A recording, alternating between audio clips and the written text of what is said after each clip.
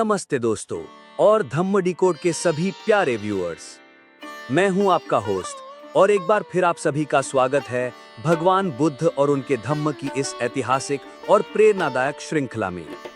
आज हम इस सफर के 12वें पड़ाव पर हैं, जहां हम राजकुमार सिद्धार्थ गौतम के जीवन के सबसे महत्वपूर्ण, निर्णायक और अत्यंत भावनात्मक क्षण को देखेंगे। वीडियो शुरू करने से पहले आपसे निवेदन है कि कृपया आप जब वीडियो देखते हैं तो प्लीज वीडियो को लाइक और सब्सक्राइब भी कीजिए। वीडियो बनाने का काम बहुत ही मेहनत भरा काम होता है।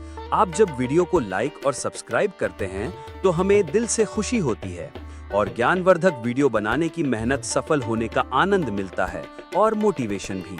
तो आगे बढ़ते हैं। ये इतिहास सिर्फ एक राजमहल छोड़ना नहीं था, बल्कि एक नए युग की शुरुआत थी। मानव जाति के कल्याण के लिए एक अदम्य संकल्प था। दोस्तों, हमारी ये पूरी श्रृंखला एक बेहद खास और ज्ञानवर्धक किताब पर आधारित है, बुद्ध एंड हिज धम्म। ये किताब केवल भगवान बुद्ध के जीवन का इतिहास नहीं, बल्कि उनके द्वारा सिखाए गए धम्म यानी सही जीवन जीने के मार्ग का एक गहरा और व्यापक विश्लेषण है। Doctor B.R. अम्बेडकर जी ने इस किताब को बड़े शोध और विवेक के साथ लिखा है, ताकि हम सब बुद्ध के विचारों को उनके मूल रूप में समझ सकें। ये किताब सिर्फ इतिहास की कहानी नहीं, बल्कि आज भी हमारे जीवन को रोशन करने वाली एक मशाल है। ये हमें सिखाती है कि कैसे सत्य और न्याय के मार्ग पर चलना कभी-कभी सबसे कठिन बलिदानों की मांग करता है। चलिए सबसे पहले एक छोटा सा रिकैप लेते हैं हमारे पिछले यानी 11वें एपिसोड का। पिछले एपिसोड में हमने देखा कि कैसे राजकुमार सिद्धार्थ ने युद्ध से बचने और अपने परिवार को शाक्य संघ के दंड से बचाने के लिए परिव्रज्या यानी संन्यास का मार्ग चुना।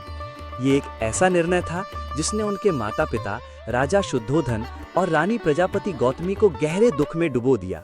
उन्होंने सिद्धार्थ को रोकने की बहुत कोशिश की, उन्हें घर पर रहने के लिए मनाया, लेकिन सिद्धार्थ अपने सत्य के मार्ग पर अडिग थे। सबसे मार्मिक क्षण वह था जब सिद्धार्थ यशोधरा के कक्ष में उनसे मिलने गए। यशोधरा ने अपने सारे दुख और व्यक्तिगत प्रेम को परे रखते हुए सिद्धार्थ के निर्णय का समर्थन किया। उन्होंने न केवल उन्हें अनुमति दी, बल्कि उनसे अनुरोध किया कि वे मानव जाति के कल्याण के लिए एक नया मार्ग खोजें। ये यशोधरा का एक ऐसा महान त्याग था जिसकी मिसाल मिलना मुश्किल है। सिद्धार्थ ने अपने नवजात पुत्र राहुल को अंतिम बार प्यार से देखा और अपने महान उद्देश्य की ओर पहला कदम बढ़ाने के लिए तैयार हो गए। अब वो पल आ गया था जब सिद्धार्थ को अपना घर, अपना परिवार, अपना राजपाट और वो सब कुछ छोड़ना था जो उन्हें प्रिय था। ये एक ऐसा क्षण था जिसने इतिहास का रुख बदल दिया। गृह त्याग। शाक्य संघ की सभा में जो कुछ भी हुआ था, उसकी खबर राजकुमार सिद्धार्थ के घर पहुंचने से काफी पहले राजमहल में पहुंच चुकी थी। हर कोई जानता था कि राजकुमार ने एक अविश्वसनीय निर्णय लिया है और अब उस निर्णय को कार्य रूप देने का समय आ गया है। अगले ही दिन सिद्धार्थ ने भारद्वाज के आश्रम में परिव्रज्या लेने का विचार किया। भारद्वाज का आश्रम कपिलवस्तु के पास ही था। इसी इरादे से वो अपनी प्रिय घोड़े कंथक पर सवार होकर और अपने प्रिय सेवक छन्न को साथ लेकर आश्रम की ओर निकल पड़े। कंथक एक ऐसा घोड़ा जो सिद्धार्थ के हर सुख दुख में साथी रहा था, आज उन्हें एक बिल्कुल नई दिशा में ले जा रहा था। वो जैसे जैसे आश्रम के पास आते गए तो उन्हें देखने के लिए हजारों लोग उमड़ पड़े थे। ऐसा लग रहा था मानो किसी नए दूल्हे को देखने के लिए भीड़ जमा हुई हो। स्त्री, पुरुष, बच्चे और बूढ़े सभी आश्रम के द्वार पर उन्हें मिलने के लिए बेचैनी से इंतजार कर रहे थे। और जब वो उनके करीब आए तो सभी आश्चर्यचकित होकर उन्हें देखने लगे। उनके मुंह से कोई शब्द नहीं निकल रहा था, बस वे अस्पष्ट कमल के फूल की तरह हाथ जोड़कर उन्हें प्रणाम कर रहे थे। उनकी आंखों में एक अद्भुत मिश्रण था, प्यार, श्रद्धा और एक अनाम दुख। वे उनके चारों ओर खड़े थे। उनके दिल भावुक हो गए थे, मानो प्यार से प्रफुल्लित होकर, लेकिन स्थिर नयनों से वे उन्हें पी रहे थे। हर कोई महसूस कर रहा था कि कुछ असाधारण हो रहा है, कुछ ऐसा जो उनके जीवन में फिर कभी नहीं होगा।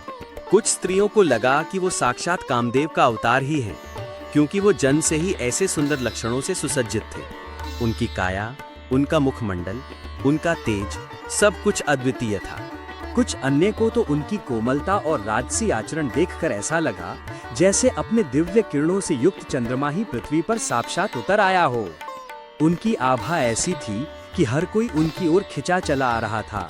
दूसरी कुछ स्त्रियां उनके सौंदर्य पर इतनी मुग्ध थीं कि मानो उन्हें निगल जाना चाहती हों और जम्हाइयां ले रही थीं और एक दूसरे की ओर नजरें टिकाकर हल्के से आहें भर रही थीं। वे पूरी तरह से उनके आकर्षण में बंध गई थीं। इस प्रकार स्त्रियां उनकी ओर टकटकी लगाए केवल देखती ही रह गईं। उनके मुख से ना कोई शब्द निकल रहा था और ना ही उनके चेहरे पर कोई मुस्कान आ रही थी। परिव्रज्या लेने के उनके निर्णय पर विचार करते हुए वे दिग्मूढ़ स्थिति में उनके चारों ओर खड़ी थीं। बड़ी मुश्किल से उन्होंने उस भीड़ से अपनी मुक्ति पाई और आश्रम के द्वार में प्रवेश किया। सिद्धार्थ नहीं चाहते थे कि उनके परिव्रज्या लेते समय शुद्धोधन और प्रजापति गौतमी वहां उपस्थित रहें, क्योंकि उन्हें पता था कि वे दुख के आवेग को संभाल नहीं पाएंगे। परंतु उन्हें बिना बताए वे पहले ही आश्रम पहुंच चुके थे। माँ बाप का प्यार, बेटे को आखिरी बार देखने की तड़प उन्हें यहाँ खींच लाई थी। आश्रम के आंगन में प्रवेश करते ही उन्होंने देखा कि वहां इकट्ठे हुए लोगों में उनके माता पिता भी थे। इस अप्रत्याशित मुलाकात ने उनके हृदय को छू लिया। अपने माता पिता को देखते ही वो सबसे पहले उनके पास गए और उन्होंने उनका आशीर्वाद मांगा। उनकी भावनाएं इतनी उमड़ पड़ी थीं कि उनके मुख से एक शब्द भी नहीं निकल रहा था। उन्होंने रो रो कर उसे गले लगा लिया और अपने आंसुओं से उसे नहला दिया। ये एक ऐसा क्षण था जहां शब्दों की जरूरत नहीं थी, बस अथाह प्रेम और बिछड़ने का दर्द था। छन्ना ने कंथक को आश्रम के एक पेड़ के पास बांध दिया था और वो वहीं खड़ा था। शुद्धोधन और प्रजापति को रोता देखकर वो भी भर आया और फूट फूट कर रोने लगा। अपने राजकुमार को इस रूप में देखना उसके लिए असहनीय था। बड़े कष्ट से सिद्धार्थ अपने माता पिता से दूर हुए और छन्न जहां खड़ा था वहां गए। उन्होंने उससे अपने शाही कपड़े और आभूषण घर ले जाने के लिए दिए। ये सिर्फ वस्तुओं का त्याग नहीं था, बल्कि उनके राजसी जीवन का अंतिम प्रतीक था, जिसे उन्होंने छोड़ दिया। उन्होंने परिव्राजक के लिए आवश्यक अपना मुंडन करवाया। उनके चचेरे भाई महानाम ने परिव्राजक की योग्य वस्त्र और भिक्षा पात्र लाए थे। सिद्धार्थ ने वे वस्त्र पहन लिए। अब वे राजकुमार नहीं, बल्कि एक सामान्य सन्यासी थे। इस प्रकार परिव्राजक के जीवन में प्रवेश करने की पूर्व तैयारी करके सिद्धार्थ परिव्रज्या की दीक्षा लेने के लिए भारद्वाज के पास गए। भारद्वाज ने अपने शिष्यों की सहायता से आवश्यक संस्कार विधि की और सिद्धार्थ गौतम के परिव्राजक होने की घोषणा की। परिव्रज्या लेने की और बिना विलंब किए शाक्य राज्य की सीमा से बाहर जाने की उन्होंने शाक्य संघ के सामने दोहरी प्रतिज्ञा की थी। इस बात को याद रखते हुए परिव्रज्या का संस्कार समाप्त होते ही सिद्धार्थ अपनी यात्रा पर निकल पड़े। जो जन समुदाय आश्रम में इकट्ठा हुआ था वो सामान्य से कहीं अधिक बड़ा था, क्योंकि गौतम को परिव्रज्या लेने पर मजबूर करने वाली परिस्थितियां ही बहुत असाधारण थी। राजकुमार के आश्रम से बाहर निकलते ही वो जन समुदाय भी उनके पीछे पीछे चलने लगा। उन्होंने कपिलवस्तु छोड़ दिया और अनुमा नदी की ओर बढ़ने लगे। जब उन्होंने पीछे मुड़कर देखा तो वो जन समुदाय भी अभी भी उनके पीछे आ रहा था। वे रुके और उस समुदाय को संबोधित करते हुए बोले, बंधुओं और भगिनियों, मेरे पीछे आने से कोई फायदा नहीं होगा। मैं शाक्य और कोलियों के बीच का झगड़ा मिटाने में असफल रहा हूँ, परंतु यदि आप लोग सुलह के पक्ष में जनमत तैयार करेंगे तो आप शायद सफल हो सकेंगे। इसलिए आप कृपा करके वापस लौट जाएं। ये विनती सुनकर जन समुदाय वापस लौटने लगा। शुद्धोधन और गौतमी भी राजमहल की ओर लौट गए।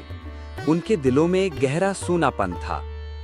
सिद्धार्थ द्वारा त्यागे गए वस्त्र और आभूषण देखना गौतमी के लिए असहनीय हो गया। उन्होंने उन्हें कमलों से भरे एक तालाब में डाल दिया, मानो अपने पुत्र के राजसी जीवन के अंतिम अवशेषों को प्रकृति में विलीन कर रही हों।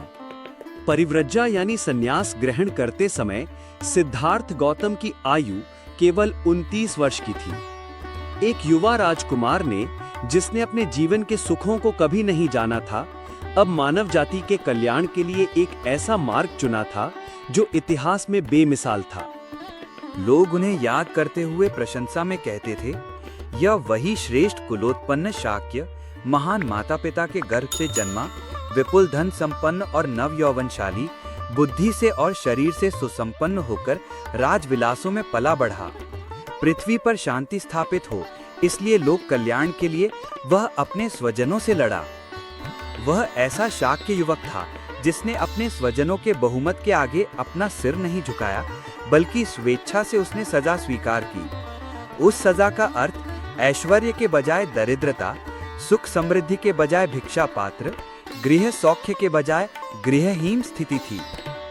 और वह इस तरह से जा रहा था कि उसकी देखभाल करने वाला दुनिया में कोई नहीं, और दुनिया में अपनी कहने लायक कोई भी वस्तु उसने साथ में नहीं ली थी।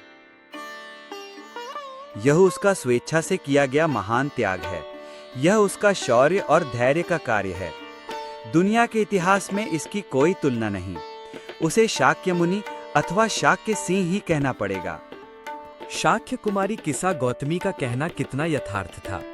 सिद्धार्थ गौतम के संबंध में उसमें कहा था, धन्य है उसकी माता, धन्य है उसका पिता जिन्होंने ऐसे पुत्र को जन्म दिया, धन्य है वो पत्नी जिसे ऐसा पति प्राप्त हुआ। तो दोस्तों, देखा आपने, 29 वर्ष की आयु में राजकुमार सिद्धार्थ का ये गृह त्याग सिर्फ एक राजमहल छोड़ना नहीं था, बल्कि मानवता के कल्याण के लिए एक अभूतपूर्व प्रतिबद्धता थी।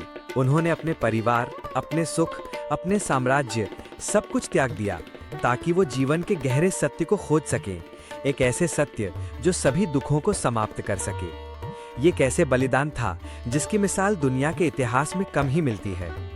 उनका ये कार्य हमें सिखाता है कि जब उद्देश्य बड़ा हो और संकल्प दृढ़ हो तो कोई भी त्याग असंभव नहीं होता। सिद्धार्थ गौतम अब एक नए सफर पर निकल पड़े थे, एक ऐसे सफर पर जो उन्हें बुद्धत्व की ओर ले जाएगा और जहां से वो पूरी दुनिया को धम्म का प्रकाश देंगे। मुझे पूरी उम्मीद है कि आपको ये एपिसोड बेहद पसंद आया होगा और आपने सिद्धार्थ के इस महाप्रस्थान के महत्व को गहराई से समझा होगा। धम्म डिकोड पर हम भगवान बुद्ध के जीवन और उनके धम्म के हर पहलू को गहराई से और सरल भाषा में आप तक पहुंचाने का प्रयास करते हैं। अगर आपको ये वीडियो अच्छा लगा है तो कृपया इसे लाइक करें। आपका एक लाइक हमें बहुत मोटिवेट करता है और इससे ये वीडियो और भी लोगों तक पहुंचता है।